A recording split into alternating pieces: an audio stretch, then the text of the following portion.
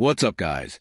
If your iPad is stuck on iCloud lock or says iPad lock to owner, stop right now, because what I'm about to show you can unlock it faster than you think. In this video, I'll walk you through a real working method step by step, and yes, I'll show you proof so you can see it actually works. The best part? You don't need any technical skills to do this.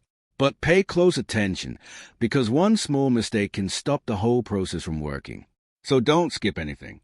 Watch till the end. Follow exactly what I do, and you'll be able to remove the iCloud lock from your iPad. And if it doesn't work for your specific model, just comment your iPad model and iOS version. I'll personally help you with another working method.